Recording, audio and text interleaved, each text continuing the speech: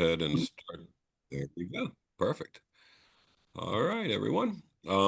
Welcome to the athletics pre-competition webinar for the summer games coming up. And appreciate everyone taking time out of your schedules tonight to join us. Hopefully, we'll give you some information that either you didn't already know or it confirms what you thought was going to happen. One of the things here we have is a fundraiser that is for Special Mix Maryland. There is a sharing of the funds that are raised with the county programs as well, but it's a $10 ticket to have a chance to win a brand new Kia Kick. I believe it's the car there, or Nissan Kick. Again, there are other additional prizes as well. You have to be 18 years of age or older to be eligible. One of the choices of the car or $22,000 in cash. And then, like I said, there's other prizes as well. So we'd appreciate your support of this, sharing it with all the friends, families, organizations, anybody and everybody you know. There's also on the next slide here, I think that shows the option for having this in your yard. You could put an H stake and the sign in your yard. If you have interest in that, you can see the link here and go from there in order to get that information sent to you so you can showcase the information to everyone. So again, my name is Steve Bennett. Didn't introduce myself at the beginning. Hopefully everyone knows me. If not, hello. My name is Steve Bennett. I'm a Senior Director of Sports and Competition for Special Mix Maryland.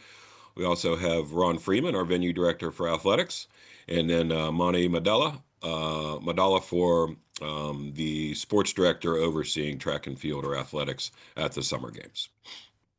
If you do have a question, you can use the chat function. While I'm speaking, Monty will be monitoring that. And when Ron and Monty are speaking, I'll be monitoring that. And again, it's being recorded as always, so we'll post this on the website, Coach's Resource page, and then Monty will send you the link and the slide deck as well. One of the new things that's happening this year, we have some grants come through, and we have through our athlete leadership opportunities, some projects that are being conducted by Briasia from Baltimore City, and she is conducting a study here, if you will, and a project that is to inform athletes and others of some proper things to do, nutrition and some basic information for each of the sports at Summer Games. So on the next few slides here, you'll see the information that will be available at the venue. It's a card. I think it comes on an 8.5 by 11 sheet of paper, but it gives you some points that athletes can take away, take home. You guys can take them as well. Again, it's just a nice project that Briasia has put together. Just want you to be informed of that. Basic agenda, we're going to go over our typical agenda, go over some general Summer Games information. That's what I'll be covering. And we get to the competition schedule, rule reminders, and things of that nature that Monty and Ron will be talking about. I'll also go over some venue maps. And then again, if you have questions, you can put them in the chat. Or at the end, if we have time available, we will open it up for questions as well. This is the theme. It's the same theme we had last year, but change a little bit to the logo. But again, we think it's a very important theme for the inclusion movement, if you will. So experience inclusion is our theme for the Summer Games, and you'll see that moving forward with other events as well. This is a basic overview of the Towson area, the main feeder roads, if you will, coming into campus, depending on which way you're traveling to campus. So just familiarize yourself with that.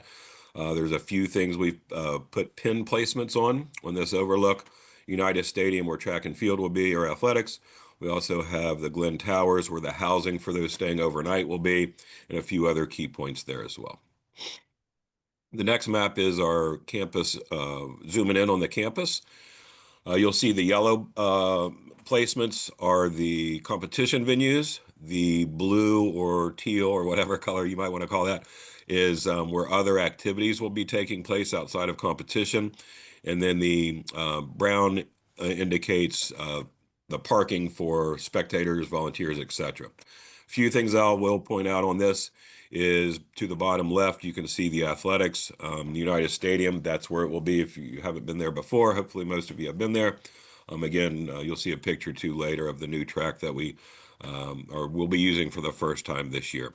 For those of you who are staying overnight on campus, you'll see the Glen Complex in the bottom right there. and that's where the towers A and B are. And then you'll see a little teeny circle by that little green box that says GD. That's for the Glen Dining, and that's where the meals, breakfasts, and dinners will be served to those who are staying overnight on campus, as the schedule indicates. The other one I'll point out here is the CQ Arena. Sorry, Monty. I'm The sorry. CQ Arena, that's where the opening ceremony will take place, the block party on Friday leading into summer games, and also the dance on Saturday. That's to your left there, right across the street, if you will, from United Stadium for athletics. Now we'll get into the overall schedule of the games. Not going to go through this in detail, obviously. You guys can see it in our event guide that's posted on our resource page of our website, also with these slides later. We'll point out a few things. Thursday, basically, your head of delegation will be checking in with us on campus and collecting, those of you who are staying overnight, your keys, your swipe cards, credentials, and some other things of that nature to make sure that they're prepared for the delegations as they arrive. On Friday, we do have two competitions that will be in motion. Cheerleading at the Towson Center, again, right across the street from United Stadium. We also have our swimming competition beginning on Friday in Burdick Hall. We do have our young athlete celebration. They're back, so that's awesome again to have them join us. They'll be in the Towson Center following the cheerleading competition on Friday. Then we'll move into the block party, like I said, in Lot 7 by the CQ Arena. And then we'll go right from that into the opening ceremony. You'll see the coaches' meetings listed there as well. Then on Saturday, again, not going to go through it, but that's when everything's in motion, as you know. You can see the track and field competition schedule there from 8:30 to 5, and then your coaches' meetings as well. Just make note of those. The coaches' meeting, if I'm not mistaken, there, the first one is in the field view room, which is in the Minigan, right beside the Minigan room on the press box side of campus. On the press box side of the stadium, and it overlooks the stadium. So if there's any questions or we need to point anything out to you, we will be able to do that. On Saturday, we also have the dance at the end of the evening. That's at the CQ Arena. The theme of that is the 80s. And on Saturday, we also have one of our big activities is the Healthy Athletes program. They have extended the times for that, hoping that everybody can get there before, after dinner, things of that nature. And you'll see some slides about healthy athletes in a few slides later. Also make a note of, on this slide and the last slide, there are shifts for breakfast and dinners. Those shifts are by sport. So please take a look at those for track and field. Your dinner shift will be that 4 to 5 p.m. That's, again, we know depending on schedules, it may not be able to be adhered to 100%, but do your best. If there is a delay in competition, Towson University and the food services staff will be able to accommodate if anything runs a little late. But again, just want to make sure there is limited seating in the dining areas. So get in, eat your food, clean up, and vacate in a timely manner so that we don't get overcrowded in that dining hall. And again, Sunday will be our final day of competition, and everything will be full swing. We'll have some champions tours for sponsors and potential sponsors and everything else, but you can see the track and field competition schedule there, tentatively from 8:30 to 2 on Sunday. Just going to give you a few updates regarding summer games. You heard me refer to the CQ Arena. Basically, it's the arena. Last year, it was the Towson University Arena. CQ has, as of a month ago, renewed their naming rights to that facility. So again, if you hear anybody say the arena, just know it's the CQ Arena. But we do want to be respectful of CQ with those naming rights. As I mentioned, healthy athletes and young athletes are both back this year. So we're excited to have those activities and programs occurring. As I mentioned on the map of the campus, new housing facilities for this year are the towers A and B. They've been renovated, so we're happy to get all of the delegations in those two housing facilities. And as I mentioned, the Glen Dining is right beside the towers where you'll be housed, so a very convenient location for that. Here's some information about healthy athletes. Again, as I mentioned, they've extended the hours there, so hopefully more people will be able to attend based on their competition schedules and other activities. It's extremely important program for athletes. In some cases it's life-changing, and in some cases it's life-saving. I've given one example over the last couple webinars leading up to summer games. We did have an athlete at the USA games in Orlando who was hearing impaired and deaf and went to the hearing station. They found the cause of it, and for the first time at 40 years old, he heard for the first time. So again, things of that nature and other follow-up care is extremely important for our athletes. So if at all possible, please make time to get over there, even if you can't go to all of the disciplines that are offered. Again, that's on Saturday from 11 to 7. The next slide will show you the different disciplines. There's seven disciplines that are offered. You can see those listed here. Again, the healthy athletes will be the same place it was last year at the University Union, right beside bocce and near the swimming competition, and that will be up on the third floor. So again, really encourage everyone to make the time and effort to go over to get athletes that free health screening and see if there's any follow-up care that's needed. Young athletes, as I mentioned, again, if you're not familiar with young athletes, it's the one time where you can use kids as appropriate for within Special Olympics. It's our little kiddos, it's the yappers, it's the youngins. It's just a really cool program and activity for individuals younger than 8 years old to come have some camaraderie with or without intellectual disabilities and develop some motor skills, get familiar with each other, and start that inclusion movement at a very early age, and have fun with their peer groups. A few more updates. As I mentioned, on Friday, we have the block party up there by the CQ Arena in Lot 7. That'll be outside. And then after those activities, where we'll have the DJ, some music playing, have some food vendors and other board games and activities there. Then we'll go into the opening ceremony. The theme of the dance on Saturday evening is the 80s. Yes, ladies and gentlemen, that is the 1980s. And then for the opening ceremony, those who have been selected, as Mike Sarnowski will be working with the heads of delegations regarding their nominees for the banner carriers, also anybody who submitted from the HOD nominees for the oaths and other parts during the opening ceremony. Those individuals need to be there and ready to go at 6:45. So if you're informed from your HOD that you have an athlete or yourself or whoever may be partaking in the opening ceremony other than just being there to watch and enjoy it, please make note of that time. The opening ceremony and cauldron, we'll light the cauldron at the end of the opening ceremony right outside, and that should be a live feed that shows that on the scoreboard in the CQ Arena. If we have inclement weather on Friday evening, the Towson Center is our backup plan for the block party.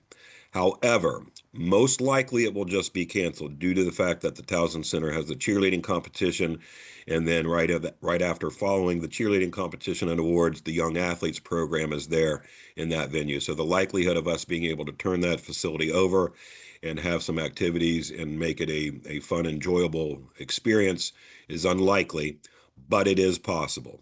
We will definitely inform everyone of that. If it is canceled, we'll just have everyone go at the scheduled time into the CQ Arena for the opening ceremony. A few more updates for food and meal services, if you will.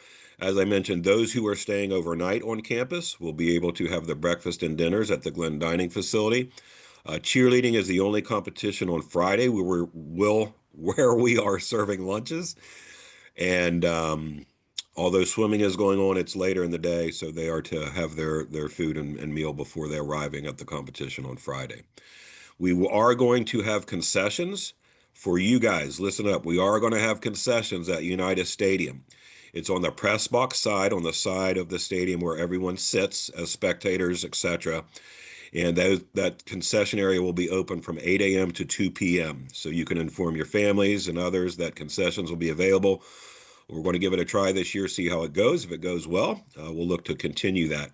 The 8 a.m. will have, basically your coffee to get everybody going in the morning, things of that nature. And then moving into the lunchtime frame, they'll have your typical concession style food, nachos, hot dogs, chips, some candy, drinks, and things of that nature. So again, let everyone know we want to frequent that and support Towson as much as we can with that. So again, really important to get that information, especially with this group as the athletics coaches. I think we covered everything there. So the control center, you'll have a control center at the track. We also have an overall control center for the entire summer games. That is also at the track, but it's upstairs right beside where your coaches meeting in the field view room is. It's the Minigan room. That control center is for heads of delegations only. If you have any situations that can't be handled at the track through Ron, Monty, and any others on the management team, contact your HOD. They can either contact me or others as need be, or come to the control center to address the situation. As I mentioned, your heads of delegation will be arriving on Thursday to check in everything and make sure everything's ready to go. And they'll receive their keys. If you requested housing and you haven't heard, check with your head of delegation. Jane Dunn from our management team has been working with the heads of delegations to do those room assignments, and I know she's been in contact with them. So if you have any questions, just reach out to your head of delegation regarding housing. Those who are staying overnight, you'll have two items that you'll receive. One is a swipe card that gets you in the building. That's also your access to the dinners and breakfasts that are available during summer games. You also have a key, an actual key that will get you into the rooms.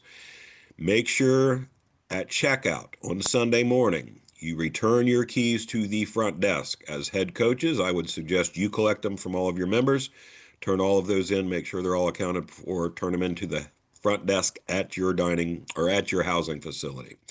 If there are any lost keys or not returned keys, if you will, there is a $75 charge to the area program, and nobody wants to deal with that. So I appreciate your support and your coordination with that. The event guide was posted about 2 weeks ago, give or take, on our coaches resource page. Again, great information source for you guys and others, family members, athletes, teammates. It's open to the public. You'll go to this, you'll see a summer games page, event guide, and then you'll see some place for track and field or athletic specific information. That's also where this slide deck will be posted, as well as I said, the link to the recording.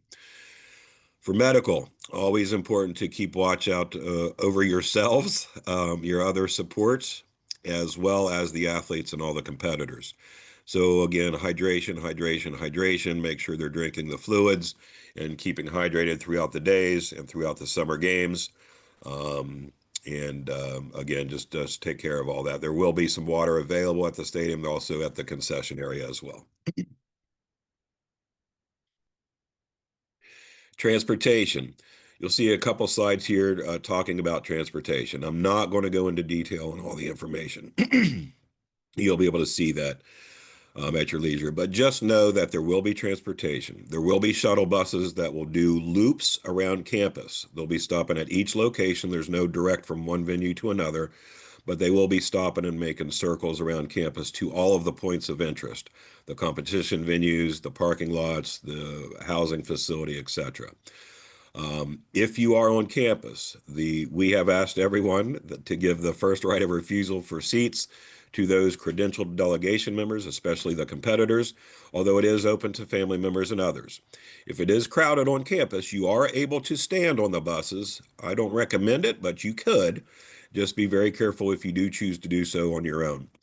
There is the shuttle buses going off campus to softball. Obviously, no standing allowed on those. There is no parking in the loading dock to the stadium. It's right at the bottom of the hills, if you will, at the bottom of the stadium, right across from lot 6 with the soccer stadium. If you park there, you'll get towed. So just don't park in the loading dock. There's other parking areas around campus in the garages, at the parking lots at the stadium, etc. There is no charge for parking starting on Thursday. Just make sure you do obey the signs. Don't make sure you're not parking in a restricted space for whatever purpose. on all the buses around campus and to softball do have wheelchair lifts and are ADA compliant. Again, this just shows you the points of interest and the points where those shuttles will be hitting around on Friday, Saturday, and Sunday. So not going to go into detail, just know they'll all be hitting each of the locations. And typically it's about a 10-minute wait for the next bus to get to the next spot. Opening ceremony. At the end of the opening ceremony, please make sure you, your teammates, every member of your delegation, as the delegations will be seated together. At the conclusion of opening ceremony, please stay seated. There will be announcements made to exit by delegation. If we don't follow that collectively, it really slows down the egress and the loading of the buses to get everybody back to their dormitories for overnight. Those who are not staying overnight are able to access or able to exit upstairs out a different entrance or an exit. But again, just work with us on that exit. Stay in your seats until your delegation or your county program is called for. Should take a little while to get everybody back, but again, if we obey by that, it will definitely help with the exodus and getting everybody back in a timely manner. When we do exit the building of CQ Arena, know that it will be dark. There are stairs, or steps, I guess, if you will, right outside of the entry door. We have had one or two people not realize that and have had a couple people trip and fall. We will have people in place to help do that, but as coaches, just follow the traffic flow or the individuals who are helping load the buses and make sure no one's getting too rambunctious and getting out there to the buses. Just be very orderly, very calm, and that will be a good way to make sure we don't have any injuries or anything of that nature.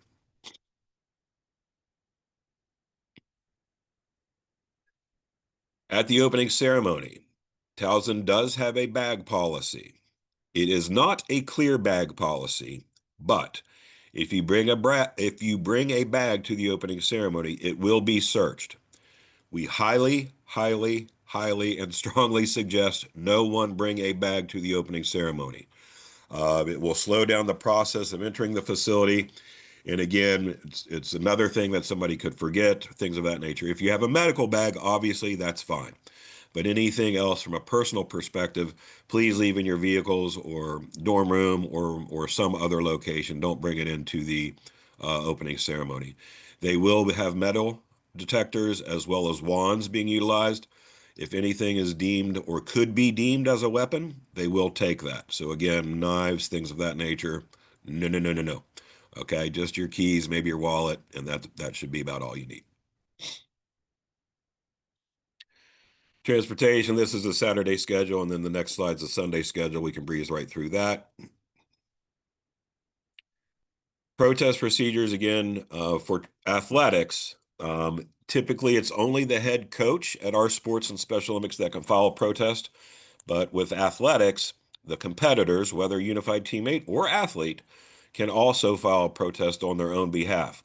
As a coach, I would recommend that you check with them, obviously, guide them through it if they need to do that and want to do that themselves. It's a great learning experience, but it does need to be filled out properly. And some athletes and others may need some additional guidance of the exact rule that you're protesting about and other things of that nature. If you, as a head coach or an athlete or teammate, does decide to file a protest, you do that at the track and field control center. If that protest is denied, you also have the ability to appeal it. If you don't agree why it was denied, you must speak with your head of delegation. If your head of delegation also agrees with you and would like to file an appeal, they, as the HOD, will do that at the Games Control Center, also located there near the stadium. So again, and again, ladies and gentlemen, we've had comments over the years where I'm not going to file a protest. I don't want to make anybody mad. You know, it's your job as a coach to advocate for your athletes. If you think a ruling was incorrectly made, it's your job to file that protest. and advocate on behalf of your athlete. So don't feel bad. Don't think Monty and Ron are going to hate you for the next 5 years if you file a protest. That's your job, and we respect you. I would do it. I have done it at USA games and World Games in the past. So don't be afraid to file a protest. If there is an appeal filed, the Games Rules Committee will vote on that and rule on that pretty much within a 24-hour period, knowing, depending on when it comes in, especially on Sunday, it may take 2 days to make that ruling. But once that rule has been made and communicated, that rule is final. Weather, not going to go into a lot of detail about the weather. I will say a few things, though. Just know that Special Olympics Maryland, hopefully you guys all know this, but Special Olympics Maryland takes the weather seriously. We monitor it a week out and continue to monitor it hour by hour, day by day, not only through our apps, but also with Towson University and their staff and their apps or whatever weather barometers they may have as well. We do take it seriously. We do watch it.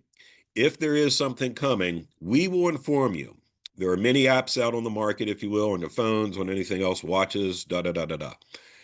We don't need people coming up to us saying, "How are you? Have you checked the weather? Are you know what's coming?" Yes, trust me, we do. We will make the appropriate decisions.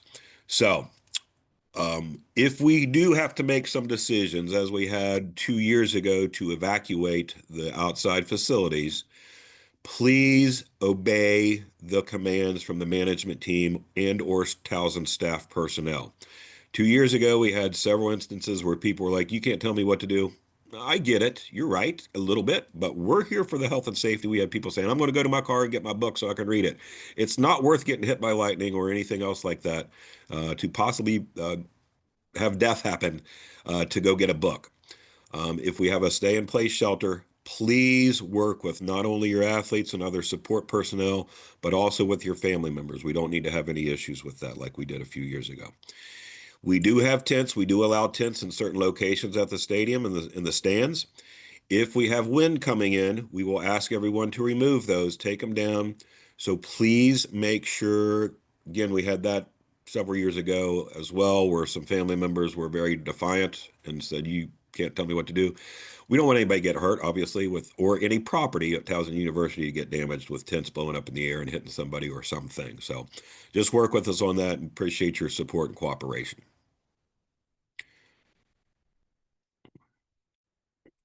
Be prepared for anything. We know here in Maryland, this time of year or other times of the year, anything can happen. Any weather is possible. So just be prepared for the heat, rain, wind, anything like that. Maybe a cool spell come through. Who knows? We do not provide sunscreen as an organization. You and your individuals can bring their own and work with each other, but we do recommend that you bring some. Again, not and be prepared, not knowing what the weather may hold in store, especially at track and bocce, where it can be hotter on the fields than it is in other places around town, if you will. There will be water again. Make sure everyone stays hydrated. We did talk about the tents as well. If we do have to do an evacuation, as I mentioned, to stay in shelter or to seek immediate shelter, whatever, the CQ Arena is the evacuation spot for track and field or the United Stadium attendees. Not in the concourses of the stadium. Nothing outside, you will be going to the CQ Arena.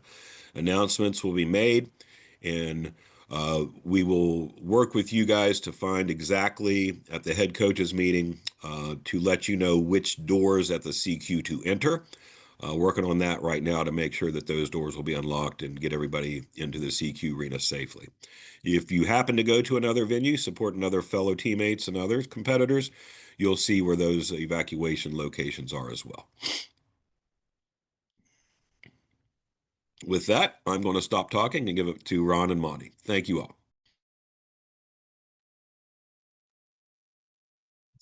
Hi, I'm Ron Freeman, venue director for athletics since about 2013. Here's our management team. You should recognize pretty much every name there oops,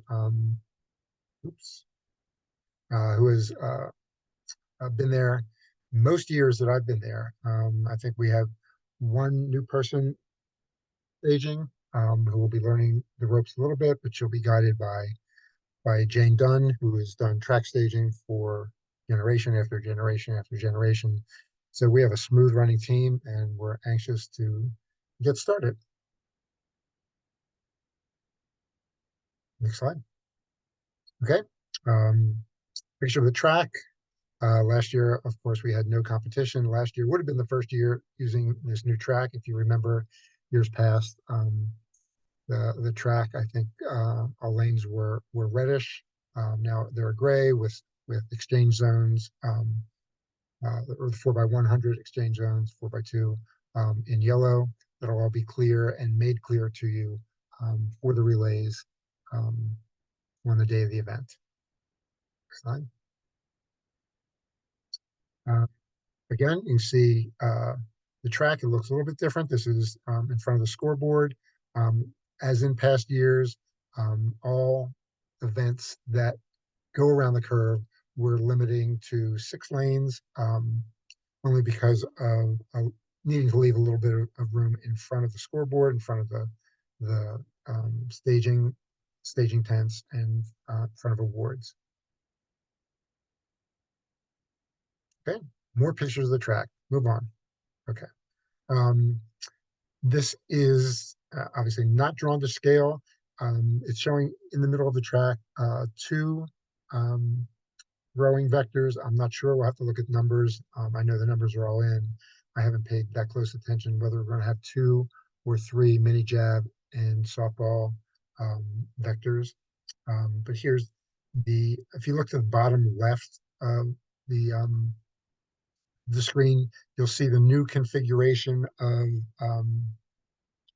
the staging tents for a number of reasons. And also at the top of the screen to the left, you'll see where the awards are.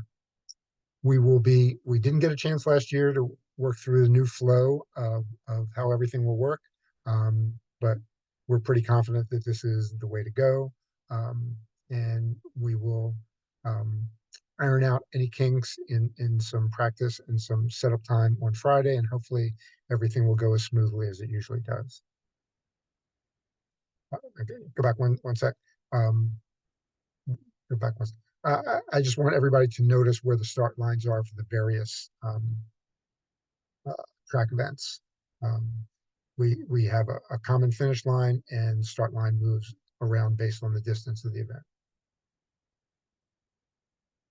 Next slide.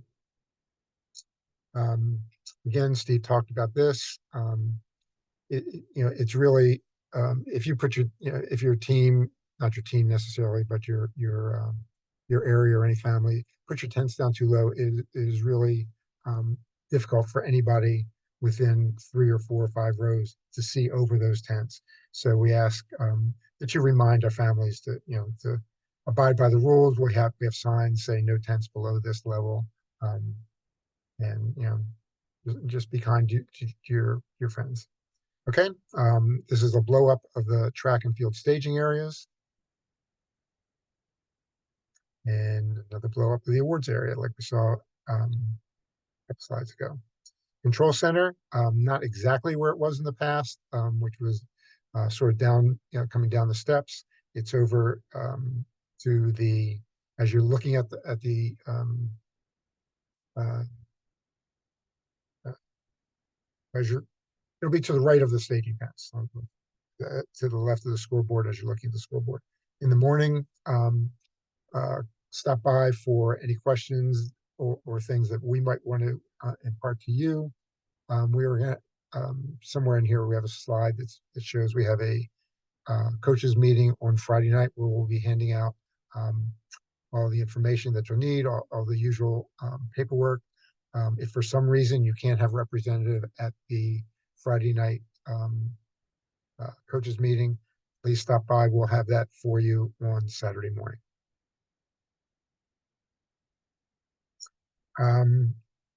Not going to go over this slide. So there are no entries for softball throws greater than 20 meters, so we didn't need to make any adjustments there. There was a couple of athletes entered in the 50. who are a little bit too fast, and that everything's been taken care of. However, if your athlete, with so much energy and throws a softball greater than 20 meters, that athlete is subject to disqualification. I think the closest when I looked at the events is maybe 17 meters. Um, so that would have to be a pretty hefty throw beyond that to reach that. We have a couple athletes not too terribly close to the 50-meter race time, so we should be good. But again, if there is substantial either distance or time above or below the required exit criteria, that athlete is subject to a disqualification. Um, as you all know this, we've got all our entries in, up to 3 individual events, and up to 2 relays as long as they are one on Saturday and one on Sunday. Um, I think we've taken care of all this. Monty has. If an athlete was entered in a walk and a run event, um, he was scratched from the walk. If it was in a softball throw, either shot or mini jab, they were scratched from the softball throw.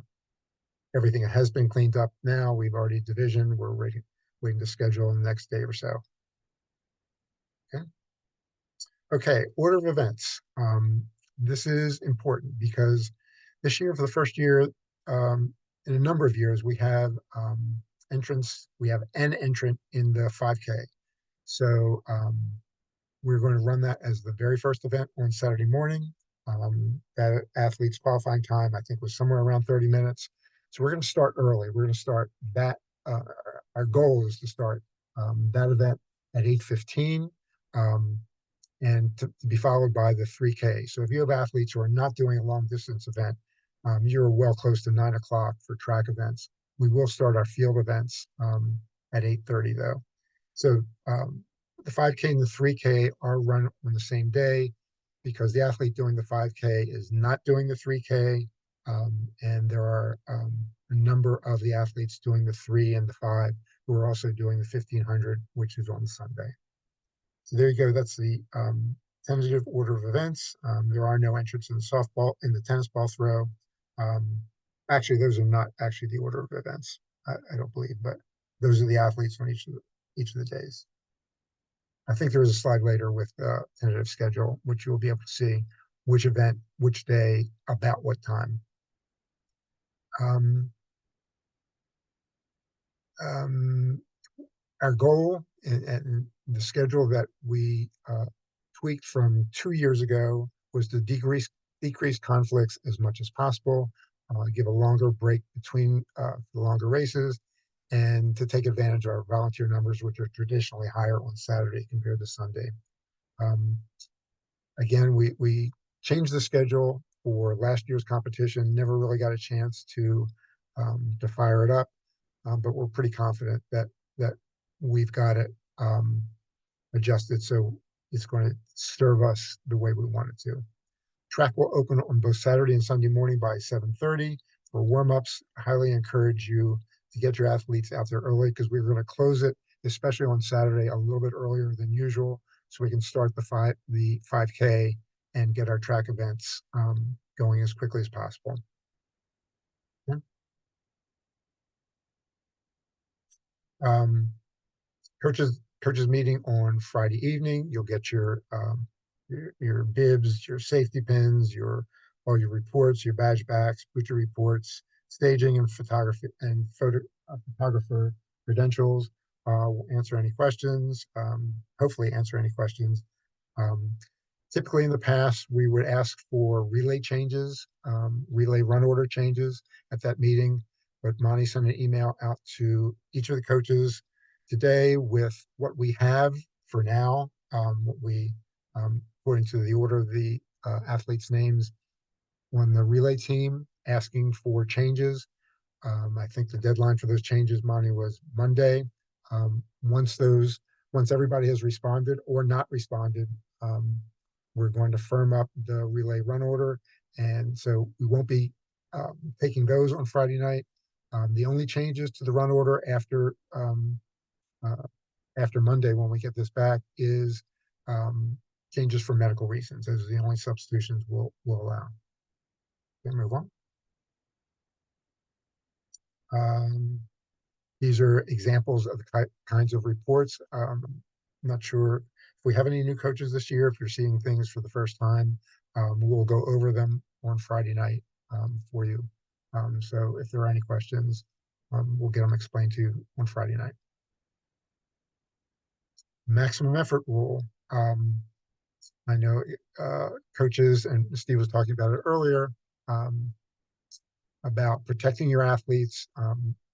If um, and there are coaches who will be out there with calculators looking for athletes who may or may not have um, scored either a longer throw or a faster or a longer jump or a faster time in on the day of competition faster than the 25%. If you see it, you're certainly entitled to protest. We'll rule on it at that time. Um, just know that when you do this, if something has already been awarded, um, so that there's no reason for you to feel guilty about doing this. We will adjust that event, but we never take a medal away from an athlete. So if it's already been awarded, you will be protecting your athlete. We'll move things up. Um, everybody's is treated fairly, but we don't go and chase anyone down and say, "Look, you ran too fast. We're taking this gold medal from you." We just don't do that. Move on. Okay, staging. Track staging for track events in the large tent. Field events is right adjacent to it. Um, just so you know, the both the track staging coordinator and the field staging coordinator, they will have reports in hand, and we're going to try to have them for you at the coaches meeting where the potential conflicts are.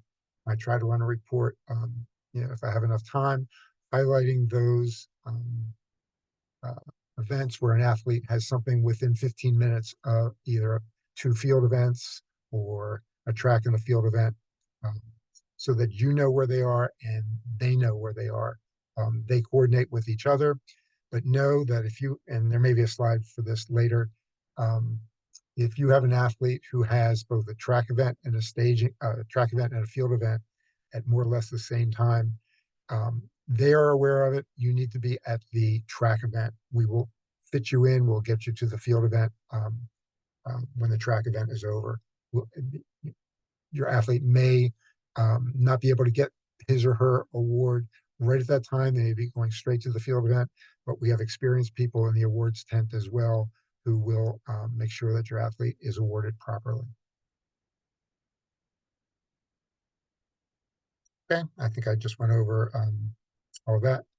Um, two credentials for each head coach. Uh, um, uh, will allow one coach in the staging area for the sole purpose of assisting athletes with stretching preparation for their upcoming event. Um,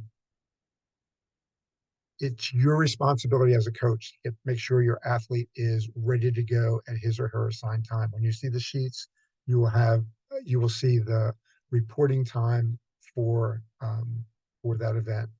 What we say for track and field and for athletics is no one will be penalized if um, if they get to their event at the proper staging time. If we're running a little bit ahead and your athlete is doing a field event, if he or she gets to their track event or field event, whatever it is, at the time they're supposed to, nobody gets penalized because we happen to be running a little bit ahead of time. Okay, this is an example of the relay sheet. You all should have seen your athletes in no particular uh, the relay teams that you submitted. I think the ones that you've gotten did not have the bib numbers on. I've since put them on. I'm just looking for all your responses to get um, the relay heat sheets done in the order that you want them for the divisions that your relay teams are running on. Yeah. Everybody needs to be in matching uniforms for relays. We had a question from a coach earlier this week who has there are many relay teams, especially in the 4x1. Um, your relay teams can wear pennies, different color uh, things over their uniforms so that your athlete is looking for the right color as they come around the turn. Um, so that is possible, but outside of that, everybody needs to be wearing matching uniform. Not outside of that, everybody needs to be matching uniform. Or relays, I'm not sure how you may have coached your athletes, beginning of the exchange zone, end of the exchange zone, however you've coached them. What we will do, and what we tell our marshals to do when they come out, is show each athlete the front of the exchange zone. We show them the back of the exchange zone, and we'll return them to the middle. If you have coached them to go to one end or the other, um, that's fine. But what we do for everyone is show them the beginning, the end, place them in the middle, and then have them, if they want to move to another spot because that's the way they've been practicing, that's entirely fine.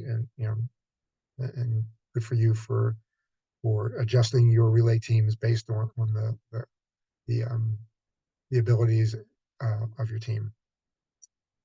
A reminder: if go back, if your runner impedes another team, even if they've completed the exchange, that is a DQ. Um, it's happened twice in qualifiers last season, and it happens periodically at summer games. So we tell your runners, and marshals at each exchange zone we're told to hold your runners in your exchange zone after they've completed until they're instructed to leave the track by the official. And that's generally when all the athletes in that division have passed through that exchange zone. Um, and you see at the bottom, the 4x4, one turn stagger, 4x1 and 4x2 will run entirely in lanes. Okay. Um, this is sort of self-explanatory. We will show you and walk through the exchange zones where the yellow bands for the 4x1. That's pretty clear. Um, and we will point out, or you can walk the track and see the black triangles for the exchange zones for the 4x2, and the blue triangles for the 4x4 for before and after the finish line. Okay. Okay. As a reminder, I'm sure you've coached your athletes this way. The baton must be exchanged inside the 30-meter exchange zone. Um, and if both runners touch outside zone, it's a DQ. If the incoming runner drops the baton, that runner needs to pick it up and still do the handoff. Nobody runs in, drops it, and have the next runner pick it up. Um, it has to be a legal exchange within the exchange zone. Okay.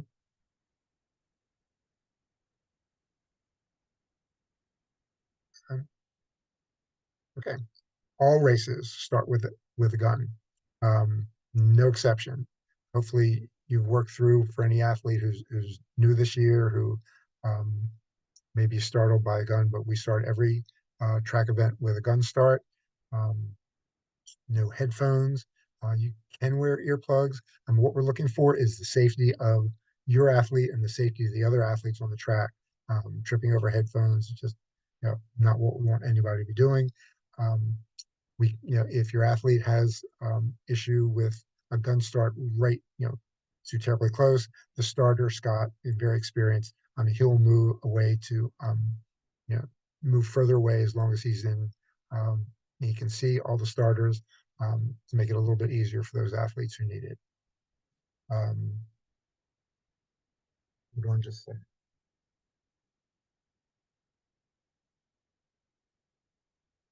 It was too loud. Other people in the house were hearing saying. I don't want anybody else in the house to hear our secret stuff.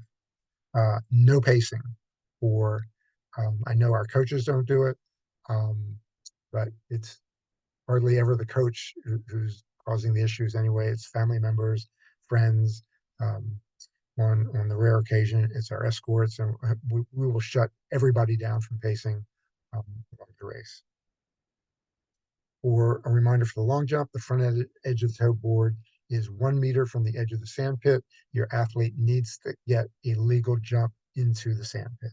Anything less than 1 meter is not a legal jump and will not count as one of his 3 jumps. Okay.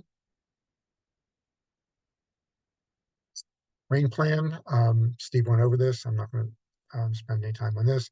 Just be prepared to listen, be prepared to follow the rules.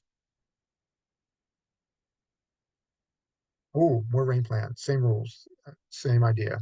Um, okay, proper uniform. Proper uniform um, is, I, I don't remember anybody having this issue, um, summer games wearing jeans or anything like that.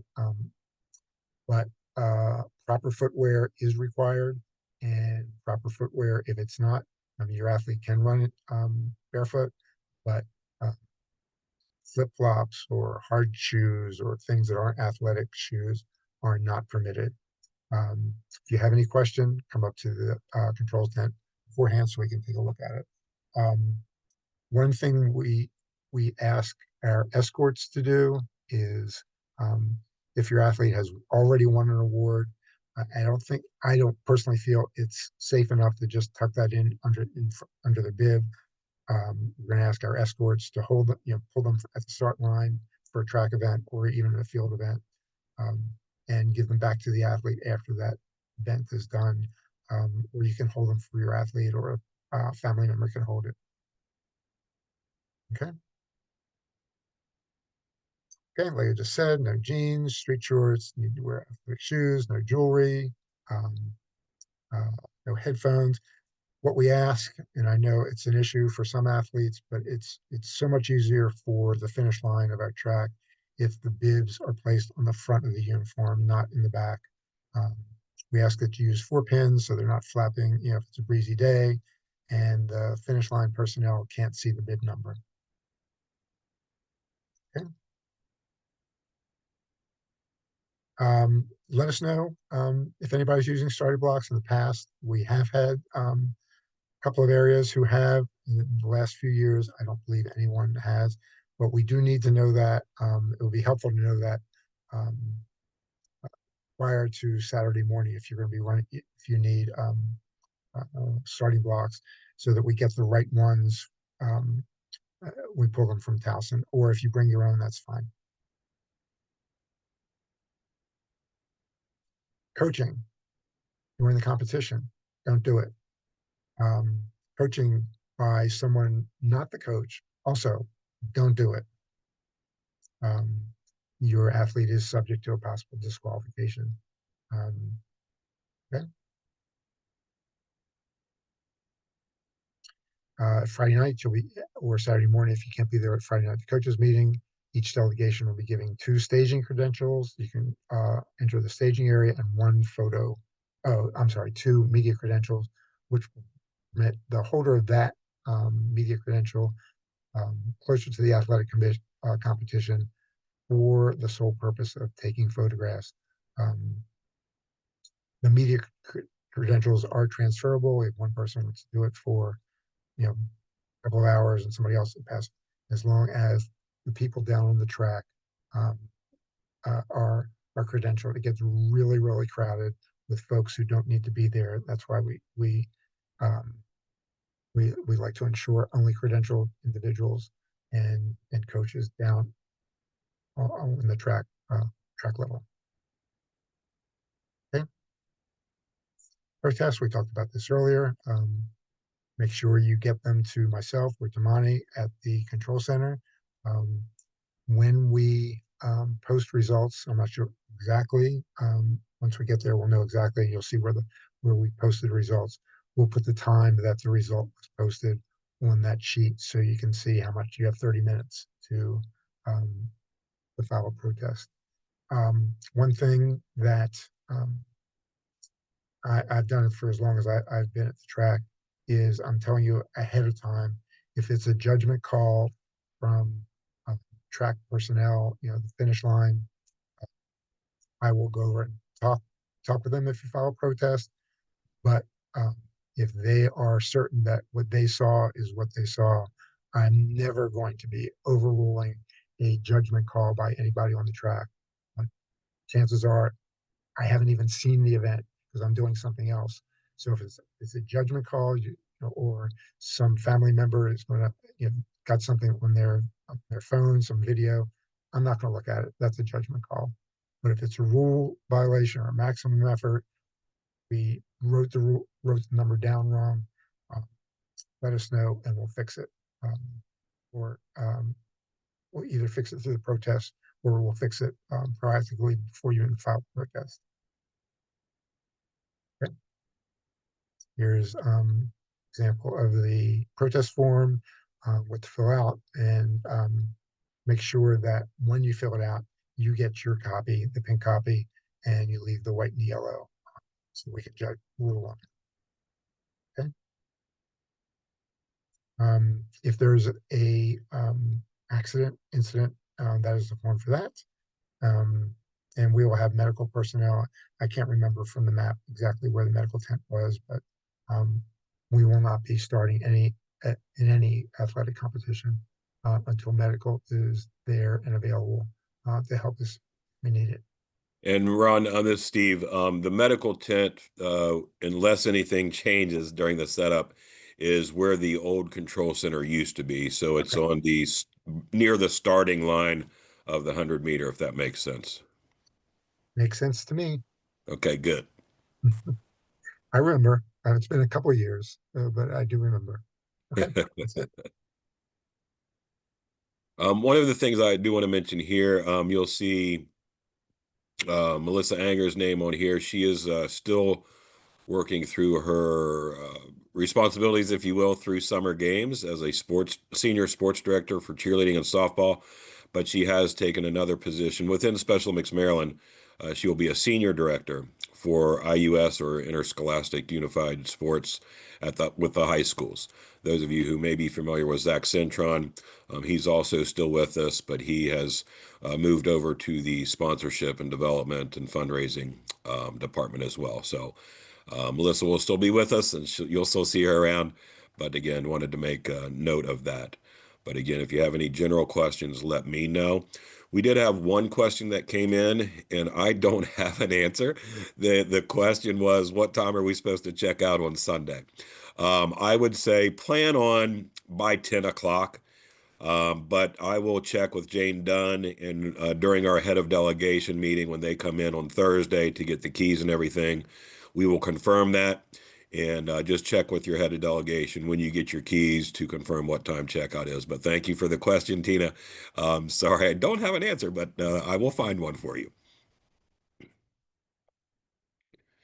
Again, with that, Monty and Ron, I have not seen any other questions that have come through the chat. So speak now or forever hold your peace. Again, this recording and the slides will be sent to you via links and through a document with the PDF version of the slide deck. And again, like I said, you can share this with your families and others. We encourage you to do so so that they're prepared as well. So the more knowledgeable people we have at the events, the better we'll all be prepared.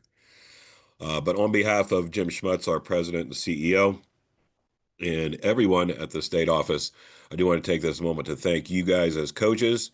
Without you, we don't have competition. Without you, we don't have athletes that are trained. We don't have athletes who have the competitive experience and the joy to experience their sports that they love and cherish.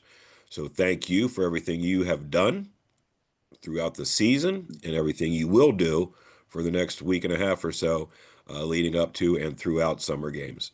And also for everything that many of you do, not only with athletics, but many other things that you do to support your area program and participants in Special Olympics throughout the year. With that, Monty, I'll turn it over to you. Any other closing remarks? Hopefully I didn't My steal your. only my only two lines would be everything Steve said, but nevertheless, thanks again, coaches. I know this has been a great season into without any fear. So appreciate everything you do for the athletes and one last final stretch. And again, when we're at the venues, and I know we try to do this, make sure you have everybody clean up after yourselves. Um, we want to leave Towson University in as good, if not better, condition than we received it. And we also want to make sure we thank everyone. Thank your families for coming out. Thank the volunteers, as we can't do it without you as coaches. You all know we can't do it without the volunteers coming to support the athletes as well. Thank Towson staff. They're a tremendous partner with us. So, with that being said, I think, Monty, we can stop the recording and end right within the hour. So, again, thank you, everyone. If any questions come up between now and games, don't